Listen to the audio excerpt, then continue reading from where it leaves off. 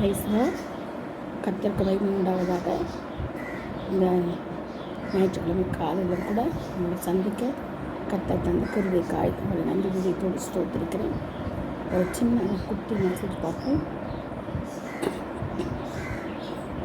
நம்ம பார்க்க போகிறது அவருடைய பரிசுத்தத்தை பற்றி நம்ம பார்க்க போகிறோம். அவருடைய பரிசுத்தம் எப்படின்னா, நமக்கு அப்படி பரிசுத்தம் ரொம்ப முக்கியம். நம்ம எதிரில் எனக்கு பரிசுத்தம் தேவை அப்படின்னு சொன்னால், என் எலும்புகளில் பரிசுத்தம் தேவை, முழங்கால்களில் பரிசுத்தம் தேவை, என் கைகளில் பரிசுத்தம் தேவை. பரிசுத்த கைகள் வேணும் நமக்கு இல்லையா? அப்புறம் பரிசுத்தம் என் இதயத்துக்கு தேவை, பாதத்துக்கு பரிசுத்தம் தேவை, எல்லாவற்றுக்கும். அப்புறம் என் குடல்களில் உள்ளங்கால் கீழே பரிசுத்தம் தேவை. பரிசுத்தம் பரிசுத்தம் பரிசுத்தம் பரிசுத்தம் இருந்தாலே நமக்கு என்ன வராது? நோய் நீங்கிவிடும்.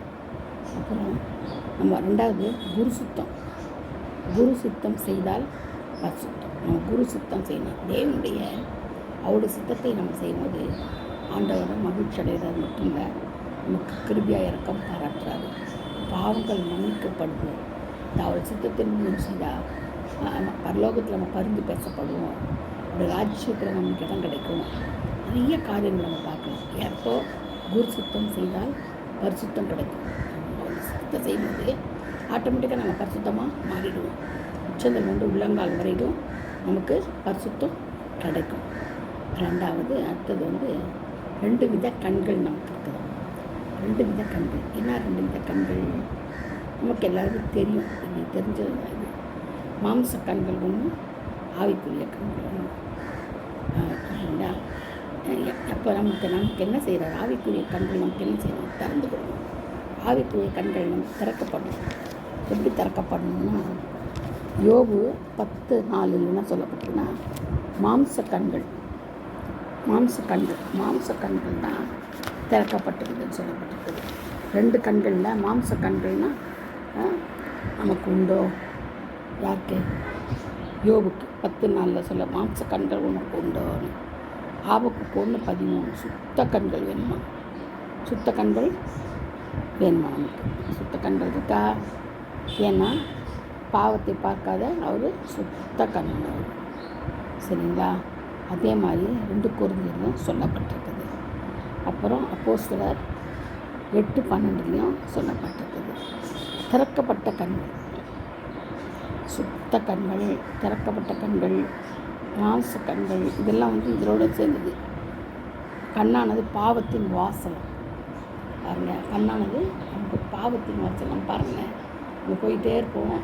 யாராவது நம்மளை திரும்பி பார்த்துட்டாங்கன்னு வச்சுக்கோங்க, நம்ம என்ன செய்வோம்? தூரம் போயிட்டு அவங்கள தூக்கி பார்ப்போம்.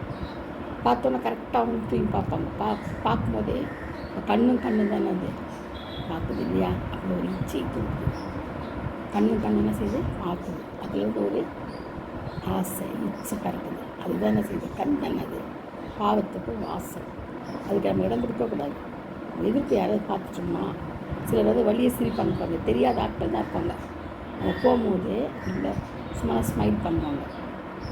வாலிபால் காலத்துலலாம் பார்க்கும்போது கூட இதில் நிறைய எல்லாருக்கும் நடந்துருக்குது. நான் ப்ராக்டிக்கல் லைஃப்பில் தான் பார்க்குறேன்.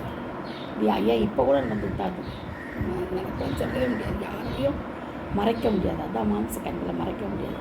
எப்படின்னா, நம்ம ஒரு தடவை பார்த்துட்டோம்னா அவங்க போய் பார்க்கணும் போல தோணும். சில இந்த உருவங்கள் இந்த மாதிரி அது எப்படி இருக்குது? வசீகரமாக இருக்கும் அந்த உருவம். அந்த பொம்பளையாக இருந்தாலும் சரி, பாயாக இருந்தாலும் சரி, கேளாக இருந்தாலும் சரி, நமக்கு நம்ம ரெடியாக இருப்போம்.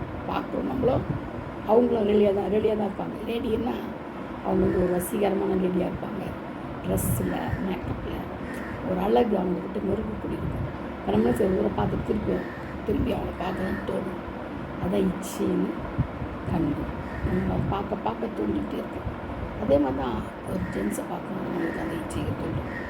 ஆம்பளை பார்க்கும்போது நமக்கு அந்த இச்சைகள் வரும் கட்டாயம். ஏன்னா அவங்களோட அழகாக இருக்கிறாரு, ட்ரெஸ்ஸு நல்லா போட்டிருக்காங்க, ட்ரெஸ் கோட் நல்லா இருக்குது, நம்மளும் அதே மாதிரி ட்ரெஸ் பண்ணணும். அந்த மாம்சமான இச்சை வரும், மாம்ச கண்கள். அது இருக்கக்கூடாதுங்க. தேவனுடைய பார்வையில் அது ஒரு அறிவிப்பு. மாம்ச கண்கள் நம்ம அறையணும், சிலுவையில் அறையணும். சிலுவையில் அறையப்படும் போது தான் நம்மளுக்கு எல்லா காரியங்களையும் சக்ஸஸ் ஆகணும். மாம்சத்தை அடக்கி ஒடுக்கணும். ஆவிக்குரிய கண்கள் தான் பார்க்கணும். எதை பார்த்தாலும் ஆவிக்குரிய கண்கள்னால் என்ன? ஆவிக்குரிய கண்கள்னால் என்னது சொல்லப்பட்டதுன்னா, நமக்கு எல்லாவற்றையும் நம்ம பார்க்கும்போது சோத்திரத்தோடவே நம்ம பார்க்கணும். ஒரு நல்ல ஒரு இது இருக்காங்க, நல்ல ஒரு சகோதரன், நல்ல சகோதரி அப்படின்னு நம்ம பார்க்கணும். பார்க்கும்போது நம்மளுக்கு என்ன வராது? அந்த இச்சை வராது. ஆவிக்குரிய கண்கள் நம்ம திறக்கப்படும். அது திறக்கப்படலைன்னா நம்மளுக்கு ரொம்ப கஷ்டம். அது யாருக்கு தருவது பாருங்கள். ஆவிக்குரிய கண்கள் எப்படி திறக்கப்பட்டது? ஃபஸ்ட்டு ஆகாரின் கண்கள் ஆண்டவர் திறந்தார். நீர் ஊற்ற பார்த்தா இல்லை, நீர் ஊற்று பார்த்த பிறகு என்ன செய்கிறாங்க? குழந்தைக்கு வீட்டு கொடுக்குறாங்க தண்ணி, குழந்தை சாகாமல் பழிச்சிச்சு. அப்போ அவள் கண்கள் யார்? ஆவிக்குரிய கண்கள் ஆகாருக்கு திறக்கப்பட்டது. அந்த மாதிரி துக்கம் வரும்போது நம்ம என்ன செய்கிறோம்? ஆவிக்குரிய கண்கள் திறக்கணும். நம்ம துக்கம் வரும்போது நமக்கு கண்கள்லாம் குழி விழுந்து போயிடும், குழி விழுந்துடும். அது பாருங்கள். அதே மாதிரி லாஸ்ட் இறந்த பிறகு மார்த்தாள் மரியாதைலாம் அழுதுட்டாங்க. அவங்க கண்கள்லாம் எனக்கு குழி விழுந்து போச்சு. ஆனால் இயேசுவை பார்த்த பிறகு அவங்களுக்கு என்ன ஒரு சந்தோஷம். நம்முடைய ஆள் என்ன செய்வாங்க? நம்ம தகுதல் கிடைச்சிடுவான் அப்படின்னு ஒரு சந்தோஷம் அவங்களுக்கு. அதுதான் கூட ஒரு சந்தோஷம். அந்த ஆவிக்குரிய கண்கள் திறக்கிறாங்க. அதே மாதிரி பாருங்கள், ஏசப்பா சிலுவையிலேருந்து மறித்து பிறகு உடனே வராது இல்லையா? 3ஆம் நாள் உயிர்த்தெழும் போது அவர் இப்போ ஆவிக்குரிய கண்களை மரியாதை பார்க்குறாங்க. இல்லை, மாம்ச கண்களை மரியாதை பார்க்குறாங்க. பார்த்த நாளுக்கு யாருக்கு தெரிஞ்சு? தோட்டக்காரன் பார்க்குறான் அவர். ஆனால் ஆவிக்குரிய கண்களில் திறக்கணும். பார்த்தா யார் நிற்கிறா? இயேசு நிற்கிறார். உடனே ரபினி போதே அப்படி சொல்கிறான். எப்போது? ஆவிக்குரிய கண்கள் திறக்கப்பட்டணும். அதனால தான் அப்படி தாங்க நமக்கும் ஆவிக்குரிய கண்கள் என்ன செய்யணும்?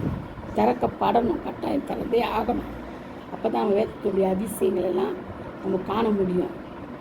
அப்போ நம்ம கேட்கணும், ஆண்டவரை நான் வேதத்தின் அதிசயங்களை காண முடிய என் கண்கள் என்ன செய்யணும்? திறந்தருள்னு கேட்கணும். அப்போ சில 20:25 அதுதான் சங்கீதம் 119:49 இருக்குதுங்க. என்னது? சங்கீதம் 119:49 வேதத்தின் ரகசியங்கள் தெரிந்து கொள்ளும் கண்களை திறந்தருளும். வேதத்தை படிக்கிறதுக்கு கண்கள் என்ன செய்யணும்? திறக்கணும். ஆமாம். 2வது பாருங்கள், வாங்குகிறதை பார்க்கணும், கொடுக்குறதே பாக்கியமாக. இந்த ஆவிக்குரிய கண்கள் நம்ம திறந்துச்சுன்னா வாங்க மாட்டோம், கொடுப்போம். அவங்களுடைய கஷ்டங்கள், நஷ்டங்கள், வியாதிகள், வறுமைகள், வேதனைகள் இதெல்லாம் நம்மளுக்கு புரியும். ஆனால் மாம்ச கண்கள் இருந்தால் நமக்கு என்ன புரியாது, ஒன்றுமே புரியாது. மாம்ச கண்கள் இருந்தால் நம்ம என்ன செய்ய மாட்டோம்? கொடுக்க மாட்டோம், வாங்குவோம். நல்லா தான் இருக்கான் வாங்க, கேட்டு வாங்குவோம். இருந்தால் நம்மக்கிட்ட இருக்கும், இருந்தால் கூட வாங்குவோம். ஏன்னா அது மாம்சத்தினால இருந்துச்சு. ஆனால் ஆவிக்குரிய கண்கள் தந்த உடனே நம்ம மனசு அநேகத்துக்கு கொடுக்குள்ளாய் நம்ம மாற்றப்படுவோம். நம்ம என்ன பண்ணுவோம்? கொடுக்குள்ளாய் மாற்றப்படுவோம். கர்த்தர் நமக்காக யாவையும் செய்து முடிப்பாருங்க. அவர் கண்களை திறந்து நமக்காக என்ன செய்வார்? எல்லாவற்றையும் செய்து முடிப்பார். பெரிய காரியங்களை செய்வார், பெரிய பெரிய அதிசயங்களை செய்வார், அற்புதங்களை செய்வார். ஏன்னா ஆவிக்குரிய கண்கள் திறக்கப்பட்டால் இதெல்லாம் நமக்கு என்ன செய்யணும்? தெரியும். அதனால் நம்ம என்ன செய்யணும்? எப்போதும் ஆவிக்குரிய கண்களே தான் பார்க்கணும். ஆவிக்குரிய கண்களே தான் எல்லாத்தையும் பார்க்கணும். ஆவிக்குரிய கண் இல்லாமல் ஒன்றுமே பண்ண முடியாது. மாம்ச கண் வேஸ்ட்டு. அந்த பாருங்கள், இன்னொரு இடத்துல கூட சொல்லப்பட்டிருக்குது. எம்மாவூர் ஸ்டேஷன் போவாங்க பாருங்கள். அப்போ கூட அவங்க ஆண்டவர் கூட வர்றது தெரியாது. யாரோ நினச்சின்னு போவாங்க. அவர் கூடவே தான் வராது, அவங்களுக்கு தெரியாது. ஆனால் ஒரு இடத்துல அடுப்பு மூட்டி அந்த நெருப்பு அப்போதான் வைக்கும்போது தான் என்ன செய்கிறாங்க? கண்கள் போஜனை பண்ணலான்னு சொல்லும் போது தான் அவங்க கண்கள் திறக்கப்பட்டது. அப்புறம் எங்கேயோ போகிற மாதிரி போக்கு கட்டி வர்றாரு, தெரியல அவங்களுக்கு. பார்த்தீங்களா? அப்போது மாம்ச கண்களை பார்த்தாங்க யாரோ மாதிரி. ஆண்டவர் அந்த அனுப்பை கூட்டி அப்பத்தையும் அந்த இதையை கொடுக்கும்போது அப்பம் கொடுக்கும்போது தான் அவங்களுக்கு தெரியுது. நான் ஐயோ போதகரே நினைக்கிறேன். அப்போ தான் ஆவிக்குரிய கண்களை திறக்கணும். அதனால் நம்ம என்ன செய்யணும்? எப்போதும் ஆவிக்குரிய கண்களை தான் பார்க்கணும். அதுக்கு திறக்க போகிறது யார்? ஆவிக்குரிய கண்கள் நமக்கு தர்றது யார்? இயேசு கிறிஸ்து மட்டும்தான் தர முடியும். இதை நம்ம இப்போ உலகத்தில் இருக்கிறதுனால மாம்ச கண்கள் நமக்கு இருக்கோம், இது மாறாது. ஆனால் ஆண்டவர் ஒருவரால் மட்டும் நமக்கு ஆவிக்குரிய கண்ணை தர முடியும். அதுதான் உண்மை. சரிங்களா? நம்ம வேதத்தின் ரகசியங்களை அறிந்து கொள்ளணும்னா நமக்கு ஆவிக்குரிய கண்கள் ரொம்ப ரொம்ப முக்கியம். ஆவிக்குரிய ஜீவன் ரொம்ப முக்கியம், பரிசுத்தம் ரொம்ப முக்கியம். சரிங்களா? கர்த்தர் தாமே இந்த வசனங்களை பாதுகாப்பாராக, ஆசீர்வதிப்பாராக. ஆமென். அல்லேலூயா. Praise the Lord.